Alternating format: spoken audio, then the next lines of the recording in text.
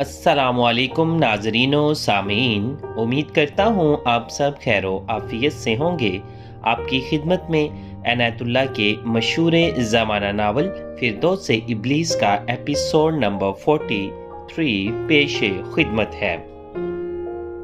तारीखों में इस हिसाब किताब के मुतालिक जो हसन बिन सबा ने तैयार किया था मुख्तलिफ रवायात मिलती हैं। बाज़ मौरखों ने लिखा है कि निज़ामुल मुल्क ने एक किताब लिखी थी जिसका नाम था दस्तूर अल वज़ुरा। इस किताब में निज़ामुल मुल्क ने लिखा था कि हसन बिन सबा ने बड़ी ही कमाल किया था कि सिर्फ 40 दिनों में इतने ज़्यादा इलाकों के महसूलात वगैरह की आमदनी और अखराजात का हिसाब तैयार कर लिया था। निज़ामुल मुल्क ने यह भी लिखा है कि हसन बिन सबा के दिल में हसद और बुग़्ज़ था, इसलिए खुदावंद ताला ने उसे ज़लील व ख़वार किया। अगर वो यही काम नेक नियति से करता तो सुल्तान से इसे इनाम व इकराम मिलता। चूँकि ये हिसाब किताब एक तारीखी वाक़या है, इसलिए बहुत से मौरखों ने इसे कलमबंद किया है। दबिस्तान मज़ाहिब में ये रवायात मिलती हैं कि हसन बिन सबा ये हिसाब किताब तैयार कर चुका तो ये तमाम कागजात निज़ामुल मुल्क ने देखने के लिए मंगवाए और इन्हें कई वर्ग बेतरतीब कर दिए। ये कागजात जब सुल्तान के पास गए तो इसने हसन बिन सबा से कुछ पूछा तो वो सही जवाब न दे सका। एक रवायात ये भी है कि निज़ामुल मुल्क ने अपने रुकाबदार को इस तरह इस्तेमाल किया कि रकाबदार ने हसन बिन सबा के मुलाजिम को कुछ लालच देकर फांस लिया और इससे उन कागजात में से चंद एक कागजात ज़ाया करवा दिए थे। लेकिन ये रवायात सही मालूम नहीं होती क्योंकि निज़ामुल मुल्क बड़ा पक्का ईमानदार था, उसे ये कागजात दिखाए ही नहीं गए थे। हसन बिन सबा इस लड़की के साथ रे पहुंचा जहां का वो रहने वाला था। उसने अपने बाप को सुनाया कि सुल्तान के यहाँ क्या वाक़या हो गया, तुम्हारी अक्ल अभी खाम है। बाप ने हसन बिन सबा से कहा, तुम तमाम काम बैक वक्त और बहुत जल्दी खत्म करना चाहते हो, जल्दबाजी से बचो। तुमने अपनी मुलाजमत ही नहीं खो दी बल्कि सल्जूकी सल्तनत खो दी है।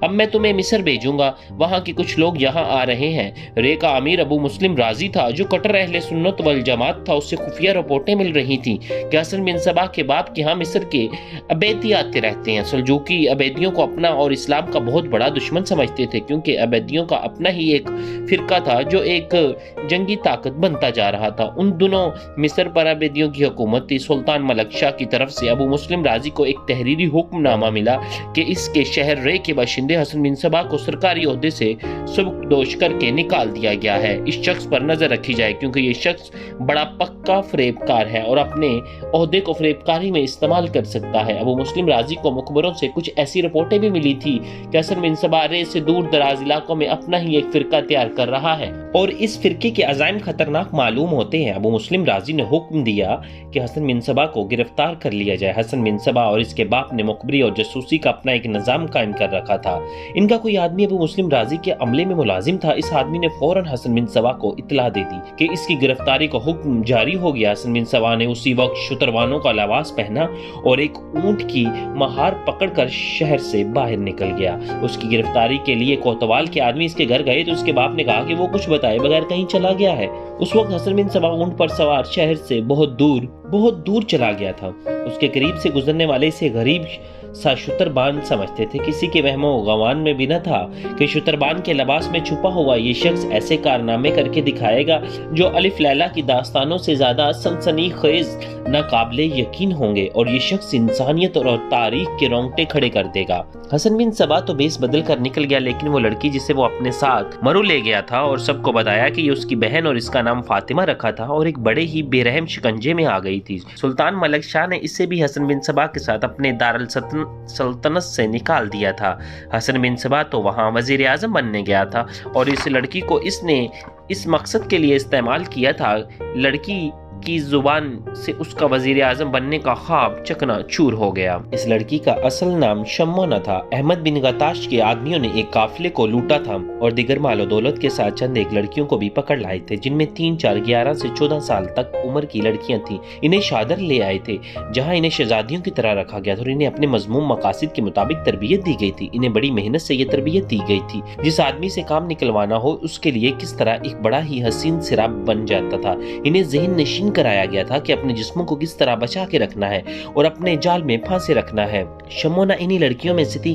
وہ 12-13 سال کی عمر میں قافلے سے اغوا ہوئی تھی۔ اب اس کی عمر 20 سال سے تجاوز کر گئی تھی۔ اس نے کامیابی سے سلطان ملک شاہ کے مشیر خاص احتشام مدنی کو محصور کر لیا تھا۔ یہ اس کا پہلا شکار تھا اور اس معزز اور باوقار شخصیت پر طلسم طاری ہو گیا تھا۔ وہ اپنا دامن بھی بچا کے رکھا تھا، لیکن حسن بن صبا نے یہ نہیں سوچا کہ یہ نازک اندام لڑکی ہے، ایک جابر سلطان انگلیوں پر نچا سکتا ہے، مگر یہی انگلیاں جابر سلطان کے شکنجے میں آ گئیں تو یہ ایک لمحے کے لیے بھی برداشت نہیں کرے گی اور تمام راز اگول دے گی۔ حسن بن صبا اتنا کچا آدمی نہیں تھا کہ اسے یہ بھی احساس نہ ہوتا کہ کمزور سی لڑکی اظہار ثانی برداشت نہیں کر سکے گی۔ وہ بے رحم انسان تھا، اس کے جذبات اتنے نازک اور رومانی نہیں تھے کہ کسی کو اذیت میں دیکھ کر اس کا دل میں ہمدردی پیدا ہوتی۔ حسن بن صبا نے شمونا کی جان اپنے ہاتھوں میں لینی تھی، لیکن اسے مہلت نہ ملی۔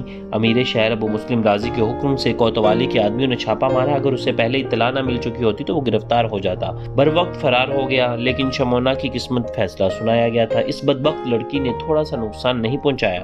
اس نے فرار سے کچھ دیر پہلے اپنے 2 خاص مصاحبوں سے کہا تھا کہ اسے خلجان پہنچا دینا، میں وہاں پہنچ چکا ہوں گا۔ اس میں تمام لڑکیوں کے سامنے ایسی سزائیں موت دوں گا جو ان لڑکیوں کے لیے باعث عبرت ہوں گی۔ لڑکیوں کو بتاؤں گا کہ اس کا جرم کیا ہے، اسے ابھی اسی کے گھر میں قید میں رکھو، 5-6 دنوں بعد یہاں سے نکالنا۔ ابھی کوتوال کے جاسوس میرے گھر کے ارد گرد گھوم پھر رہے ہوں گے۔ اگر یہ لڑکی اپنا حوصلہ ذرا مضبوط رکھتی تو میں وزیر اعظم بن جاتا۔ شمونا کو انہی آدمیوں میں ایک کے گھر رکھا گیا اور اسے کہا گیا کہ وہ باہر نہ نکلے اور چھت پر بھی نہ جائے۔ اسے وجہ یہ بتائی گئی کہ امیر شہر نے اس کے اور حسن بن صبا کی گرفتاری کا حکم دے رکھا ہے۔ شمونا کو ذرا سا بھی شبہ نہ ہوا کہ اس کی زندگی کے دن گنے جا چکے ہیں۔ وہ اپنے آپ کو اس گھر میں مہمان سمجھنے لگی۔ اس کے ساتھ بڑے ہی معزز مہمانوں جیسا سلوک روا رکھا گیا اور اسے الگ کمرہ دیا گیا۔ معلوم نہیں تھا کہ وہ اس کمرے کی قیدی اور یا پھر 2 دنوں کی مہمان ہے۔ اس گھر میں ایک آدمی اور اس کی 2 بیویاں تھیں، ایک 1.5 عمر نوکرانی تھی۔ شام کے کھانے کے بعد شمونا اپنے کمرے میں چلے گئی۔ گھر کا آدمی ایک بیوی کو ساتھ لے کر اپنے کمرے میں چلا گیا۔ کچھ دیر بعد دوسری بیوی شمونا کے کمرے میں چلے گی۔ اس نے پوچھا کہ مرو میں کیا ہوا تھا؟ شمونا نے اسے سارا واقعہ سنا دیا۔ کیا تمہارے آقا نے تمہیں معاف کر دیا؟ عورت نے پوچھا۔ میں کچھ نہیں کہہ سکتی، شمونا نے کہا۔ یہ بتا سکتی ہوں کہ اس نے مرو سے یہاں تک میرے ساتھ کوئی بات نہیں کی، صرف ایک بار اس نے کہا تھا کہ تم نے میرا ہی نہیں اپنی جماعت کا مستقبل تباہ کر دیا ہے۔ میں نے اسے پہلے بھی کہا تھا کہ ایک بار پھر کہا کہ مجبور ہو گئی تھی۔ اس نے اپنے ایک ہاتھ کی انگلیاں دکھا کر کہا، یہ نشان دیکھو، یہ انگلیاں لوہے کے شکنجوں میں جکڑ دی گئی تھیں اور شکنجہ آہستہ آہستہ بند کیا جا رہا تھا۔ میری انگلیوں کی ہڈیاں چٹکنے اور پھر ٹوٹنے لگی تھیں۔ اب میری بات سن لو۔ عورت نے کہا، آگے مت سنا، میں تیرے درد کو اپنے دل میں محسوس کرتی ہوں، تو اپنے ماں باپ کے پاس کیوں نہیں جاتی؟ کہاں ہے وہ؟ شمونا نے کہا، کون ہے وہ؟ مجھے یاد نہیں، خواب کی طرح یاد ہے، ایک قافلہ جا رہا تھا، اسے ڈاکوؤں نے روک کر لوٹ لیا، میرے ماں باپ شاید مارے گئے تھے، وہ مجھے یاد نہیں آتے، یاد آئیں بھی تو مجھے ان کی جدائی کا ذرا سا بھی افسوس نہیں ہوتا۔ ان سے جدا ہوئے صدیاں تو نہیں گزری، 6-7 سال ہی گزرے ہیں، مجھے ڈاکو اپنے ساتھ لے آئے تھے، تجھے معلوم نہیں؟ عورت نے کہا، تجھے ایسی چیزیں پلائی اور کھلائی جاتی رہیں کہ تیرے دماغ سے خون کے رشتے دھل گئے ہیں، اور میں جانتی ہوں تیری تربیت کس پیار سے ان لوگوں نے کی ہے، تو نہیں جانتی۔ اے شمونا، تم اتنی دلچسپی سے یہ باتیں کیوں پوچھ رہی ہو؟ شمونا نے پوچھا۔ کیا تمہیں مجھ سے ہمدردی ہے؟ ہاں لڑکی عورت نے کہا، مجھے تجھ سے ہمدردی ہے، میرا خامد انہی لوگوں میں سے ہے، یہ لوگ میری چھوٹی بہن کو ورگلا کر لے گئے ہیں، بہت حسین لڑکی ہے، میں اسے جال میں سے نہیں نکال سکتی، تجھے نکال سکتی ہوں، لیکن تو اب ان لوگوں کو نہیں بلکہ موت کے جال میں آ گئی ہے۔ موت کے جال میں؟ ہاں لڑکی عورت نے کہا، تیری زندگی 4 نہیں تو 5 دن کی رہ گئی ہے، یہ کیسے؟ حسن بن صبا کسی کو معاف نہیں کیا کرتا۔ عورت نے کہا، میں جانتی ہوں تو نے کس مجبوری کے تحت راز امرو کو توال کو دیا تھا، لیکن یہ لوگ کہتے ہیں کہ تجھے اپنی جان دے دینی چاہیے تھی، راز نہ دیتی۔ حسن بن صبا کہہ گیا کہ تجھے خلجان پہنچا دیا جائے۔ حسن بن صبا وہاں پہنچ جائے گا، پھر تمہیں جس لڑکیوں کے سامنے بڑی ہی عذیت ناک طریقے سے قتل کیا جائے گا۔ شمونا کو غشی آنے لگی۔ میں ابھی مرنا نہیں چاہتی، شمونا نے کانپتی ہوئی آواز میں کہا، اور چاہتی میں بھی یہی ہوں کہ تو زندہ رہے۔ عورت نے کہا، اگر میری یہ خواہش نہ ہوتی تو میں تمہارے پاس آتی ہی نہ، لیکن میں کروں کیا؟ شمونا نے پوچھا، کہاں جا پناہ لوں؟ میں تمہیں یہاں سے نکال سکتی ہوں، کیا تم اس کی کوئی اجرت لوگی؟ نہیں، عورت نے جواب دیا، میرے لیے یہی اجرت بڑی کافی ہوگی کہ تم یہاں سے نکل جاؤ اور زندہ رہے۔ مجھ سے کچھ اور نہ پوچھنا، نہ کسی کو یہ بتانا کہ میں نے تمہیں یہاں سے نکالا، صرف اتنا بتا دیتی ہوں کہ تجھے دیکھ کر مجھے اپنی بہن یاد آ گئی، تو معصوم لڑکی ہے، خدا کرے تو کسی گھر میں آباد ہو جائے، مجھے نکال تو دو گی نا؟ شمونا نے پوچھا، میں جاؤں گی کہاں؟ رات ابھی زیادہ نہیں گزری۔ عورت نے کہا، میں تجھے راستہ بتا دوں گی، یہ راستہ تجھے امیر شہر ابو مسلم رازی کے گھر پہنچا دے گا۔ دروازے پر دستک دینا، دربان روکے تو کہنا کہ میں مظلوم لڑکی ہوں اور امیر شہر کے آگے فریاد کرنے آئی ہوں، تجھے کوئی نہیں روکے گا، امیر شہر خدا کا نیک بندہ ہے، وہ تجھے فوراً اندر بلا لے گا، اسے ہر بات صحیح صحیح بتا دینا، اور یہ مت کہنا کہ میں نے تجھے یہاں سے نکالا ہے، یہ کہنا کہ تو خود یہاں سے پھر بھاگی ہے۔ پھر وہ کیا کرے گا؟ وہ جو کچھ بھی کرے گا تیرے لیے اچھا ہی کرے گا۔ عورت نے کہا ہو بھی سکتا ہے وہ تجھے کسی نیک آدمی کے سپرد کر دے، میں تجھے میلی سی ایک چادر دیتی ہوں، اس میں اپنے آپ کو ڈھانپ لینا، کوئی آدمی کے آگے آ جائے تو ڈر نہ جانا، پوری دلیری سے چلتی جانا، تو ہوشیار لڑکی ہے، تجھے تربیت بھی ایسی ہی دی گئی ہے، ایسی مطابق اپنی عقل استعمال کرنا، سب ٹھیک ہو جائے گا، اٹھو۔ اس عورت کا خاوند دوسرے کمرے میں گہری نیند سو گیا تھا۔ یہ لوگ شراب اور حشیش کے عادی تھے، ان میں نشے کی عادت حسن بن صبا نے پیدا کی۔ اس اتنی بڑی حویلی کا مالک اپنی ایک جوان سال بیوی کے ساتھ لیے نشے میں بدمست حقیقی دنیا سے بے خبر سو گیا تھا۔ اس حویلی کے ایک کمرے میں اس کی پرانی بیوی شمونا کو چادر میں لپیٹ کر حویلی کی ڈیوڑی میں لے گئی تھی۔ شمونا کو اس نے امیر شہر کے گھرانے کا راستہ سمجھا دیا تو اس نے شمونا سے یہ بھی کہا تھا کہ وہ راستے سے بھٹک جائے تو کسی سے پوچھ لے۔ اس نے شمونا کو یقین دلایا تھا کہ ابو مسلم راضی سے لوگ اتنے ڈرتے ہیں کہ اکیلی عورت پر کوئی ہاتھ نہیں اٹھا سکتا۔ اس نے شمونا کو حویلی سے نکال دیا۔ شمونا گلی کا موڑ مڑ گئی، اس عورت نے حویلی کا دروازہ بند کیا اور اپنے کمرے میں جا کر سو گئی۔ وہ مسرور اور مطمئن تھی، اس نے ایک نوخیز لڑکی کو گناہوں کی بڑی ہی خطرناک دنیا سے نکال دیا تھا۔ شمونا امیر مسلم راضی کے گھر تک پہنچ گئی۔ باہر دو دربان کھڑے تھے، انہوں نے اسے روکا اور پوچھا کہ وہ کون ہے اور کیوں آئی ہے؟ مجھے فوراً امیر شہر تک پہنچا دو، شمونا نے بڑی پختہ آواز میں کہا۔ دیر نہ لگانا ورنہ پچھتاؤ گے، آخر بات کیا ہے؟ ایک دربان نے پوچھا۔ انہیں اتنا کہہ دو کہ ایک مظلوم لڑکی کہیں سے بھاگ کر آئی ہے، شمونا نے کہا، اور یہ بھی کہنا کہ وہ راز کی ایک بات بھی لائی ہے۔ تاریخ بتاتی ہے کہ ابو مسلم راضی پکا مرد مومن تھا، اسلام کے وہی نظریات، وہی عقیدے جو رسول اکرم صلی اللہ علیہ وآلہ وسلم اپنی امت کو دے گئے تھے۔ ان کی پاسبانی ابو مسلم راضی کی زندگی کا بہت بڑا نصب العین تھا۔ جس وقت شہر نیند کی آغوش میں مدہوش ہو گیا تھا، اس وقت راضی دین کی ایک کتاب کھولے ہوئے مطالعے میں مصروف تھا۔ دربان نے اس کے کمرے کے دروازے پر ہلکی سی دستک دی۔ دربان کو ایسا ڈر نہیں تھا کہ امیر شہر خفا ہوگا، وہ اس نے ڈانٹنے گا کہ رات کے اس وقت اسے نہیں آنا چاہیے تھا۔ اس نے حکم نامہ جاری کر رکھا تھا کہ کوئی مظلوم شخص رات کے کسی بھی وقت اس سے ملنے آئے تو اسے جگا لیا جائے۔ اس رات دربان کی دستک پر اس نے دربان کو اندر بلایا۔ دربان نے اسے صرف یہ الفاظ سنے کہ ایک لڑکی آئی ہے تو اس نے کہا کہ فوراً اندر بھیج دو۔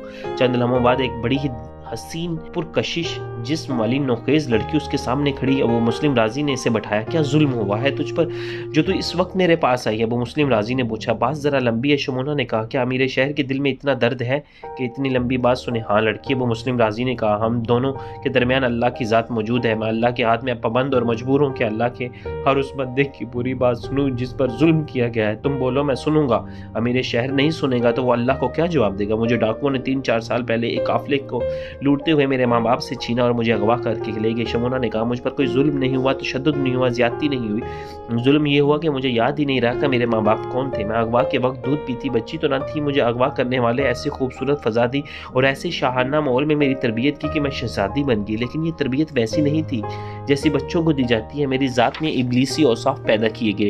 ایسا نہیں ہوا کہ میرے آقا میرے جسم کے ساتھ کھیلتے رہتے، مجھے ہوس کاری کے لیے استعمال کرتے، بلکہ انہوں نے تربیت یہ دی کہ اپنے جسم کو مردوں سے کس طرح بچانا ہے۔ کون ہے وہ؟ ابو مسلم راضی نے کہا ہے وہ؟ کیا آپ نے حسن بن صبا کا نام نہیں؟ شمونا نے کہا، میں اس کے ساتھ سلطان ملک شاہ کے زیر سایہ رہ چکی ہوں۔ وہ گیا کہاں ہے؟ ابو مسلم راضی نے پوچھا۔ یہ میں نہیں بتا سکتی، شمونا نے جواب دی، میں اپنے متعلق سب کچھ بتا سکتی ہوں۔ شمونا نے ابو مسلم راضی کو تفصیل سے بتایا کہ وہ کس طرح اغوا ہوئی تھی، پھر اس سے پہلے شادر پھر خلجان لے جا کر کس طرح تربیت دی گئی، پھر اس نے بتایا کہ وہ حسن بن صبا کے ساتھ مرو گئی تو وہاں اس نے حسن کو کس طرح استعمال کیا۔ سب سے پہلے تو میں پناہ چاہتی ہوں، شمونا نے کہا، اگر آپ نے مجھے پناہ نہ دی تو یہ لوگ مجھے قتل کر دیں گے، تو میری پناہ میں ہو لڑکی۔ ابو مسلم راضی نے کہا، میں اپنی ذات میں بہت بڑا خطرہ محسوس کر رہی ہوں۔ شمونا نے کہا، میرے اندر، میرے دل میں، میرے دماغ میں ابلیسیت کے سوا کچھ بھی نہیں۔ میں آپ کو صاف الفاظ میں بتا دیتی ہوں کہ میں ایک ناگن ہوں اور ڈسنا میری سرشست ہے، کہیں ایسا نہ ہو کہ میں آپ کو ہی ڈس لوں۔ میں انسان کے روپ میں آنا چاہتی ہوں، یوں محسوس ہوتا ہے جیسے میری ذات میں کوئی انسانی جذبات ہی نہیں۔ کیا آپ ایسا بندوبست کر سکتے ہیں کہ میری ایسی تربیت ہو جائے جس سے میں انسانوں کے روپ میں آ جاؤں؟ کیوں نہیں ہو سکتا؟ ابو مسلم راضی نے کہا، میں فوری طور پر کسی بھلے آدمی کے ساتھ تمہاری شادی کروا دوں گا۔ نہیں، شمونا تڑپ کر کہا، کسی بھلے آدمی پر یہ ظلم نہ کرنا، میں ابھی کسی کی بیوی بننے کے قابل نہیں ہوں۔ بیوی وفادار ہوتی ہے لیکن میں فریب کار کے سوا کچھ نہیں جانتی، مجھے پہلے انسان بنائے۔ تم آج رات آرام کرو۔ ابو مسلم راضی نے کہا، میں کل تمہارا کچھ بندوبست کر دوں گا۔ بندوبست کر دوں گا؟ ابو مسلم رازی نے شمونہ کو زنان خانے میں بھجوا دیا۔ اس شہر کے مضافات میں ایک آدمی رہتا تھا جو مذہب میں ڈوبا ہوا تھا اور تقریباً تارک الدنیا تھا۔ اس کی عمر تقریباً 40 برس ہو گئی تو اس کے متعلق مشہور تھا کہ اس نے شادی نہیں کی تھی، اور یہ بھی مشہور تھا کہ وہ عورت کے وجود کو پسند ہی نہیں کرتا تھا۔ معلوم نہیں کہ اس عمر میں اس کے دل میں مذہب سے لگاؤ پیدا ہوا تھا۔ وہ زیادہ دیر عبادت اور کتابوں میں مگن رہتا تھا۔ اس کے متعلق یہ بھی مشہور تھا کہ وہ کی فرقے بدل چکا۔ اس سے ظاہر ہوتا تھا کہ وہ صحیح عقیدے کی تلاش میں ادھر ادھر بھٹک رہا ہے۔ اس وقت تک مسلمان 72 فرقوں میں بٹ چکے تھے اور یہ شخص ان 72 فرقوں میں بھٹک رہا تھا۔ اب لوگ کہتے تھے کہ وہ سنی عقیدے کو قبول کر چکا ہے، لیکن یقین کے ساتھ کہنا مشکل تھا کہ وہ کس عقیدے کو قبول کیے ہوئے ہے۔ وہ علم روحانیات میں بھی سر کھپاتا رہتا تھا۔ بعض لوگ کہتے تھے کہ وہ راتوں کو جاگتا تھا اور جنات کو حاضر کر لیتا ہے۔ بہرحال لوگوں کے لیے پر اسرار سی شخصیت بنا ہوا تھا۔ اس کے معتقد اس کے پاس جاتے رہتے اور انہیں درس دیا کرتے۔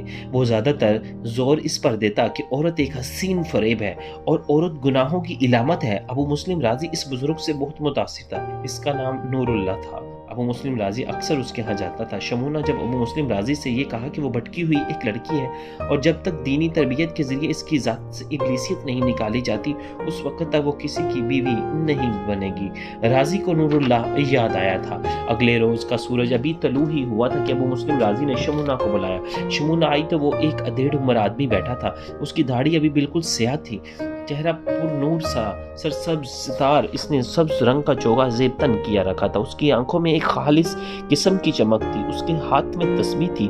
امیر شہر ابو مسلم رازی نے اسے فجر کی نماز کے کچھ دیر بعد بلوا لیا تھا اور اسے بتایا تھا کہ باطنیہ فرقے کی ایک لڑکی اس کے پاس آئی ہے جو خود محسوس کرتی ہے کہ اس کے وجود میں ابلیسی حلول کر آیا ہے۔ ابو مسلم رازی نے نور اللہ کو شمونہ کے متعلق تمام تر باتیں بتائیں جو نور اللہ نے کہا سے سنتا رہا، لیکن ابو مسلم نے جب یہ کہا کہ اس لڑکی کی تربیت کرنی ہے تو نور اللہ پریشان اور بے چین ہو گیا۔ لیکن کیا میں کچھ دیر کے لیے آپ کے پاس آیا کروں گا؟ نور اللہ نے پوچھا۔ نہیں، ابو مسلم رازی نے کہا، میں یہ لڑکی ایک امانت کے طور پہ تمہارے حوالے کر رہا ہوں، یہ ہر وقت آپ کے زیر سایہ اور زیر تربیت رہے گی۔ میرے متعلق شاید آپ ایک بات نہیں جانتے، نور اللہ نے کہا، میں آج تک عورت کے سائے سے بھی دور رہا ہوں اور میں نے شادی بھی نہیں کی۔ آپ اس لڑکی کو میرے حوالے کرنے کے بجائے اپنے پاس رکھیں، میں ہر روز یہاں جایا کروں گا، میں آپ کا احترام کرتا ہوں۔ ابو مسلم رازی نے کہا، اس احترام کی وجہ سے یہ ہے کہ آپ مذہب کے رنگ میں رنگے ہوئے انسان ہیں اور آپ کو اپنے نفس پر پورا قابو حاصل ہوگا۔ میں نہیں سمجھ سکتا کہ آپ کس بنا پر عورت کے وجود سے گھبراتے ہیں۔ میں آپ کو بتانا چاہتا ہوں کہ ایک اور باطنی فرقہ بن چکا ہے جو لڑکیوں کو اپنی تبلیغ اور تشہیر کے لیے استعمال کر رہا ہے۔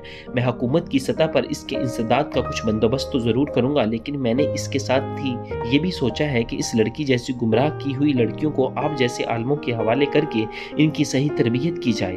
آپ اس لڑکی سے بسم اللہ کریں اور اسے اپنے ساتھ لے جائیں۔ اس سے آگے کیا واقعات پیش آئے انشاءاللہ ناظرین آپ کو اگلے ایپیسوڈ میں ڈیٹیل کے ساتھ بیان کروں گا۔ خدا حافظ، اپنا خیال رکھیے گا۔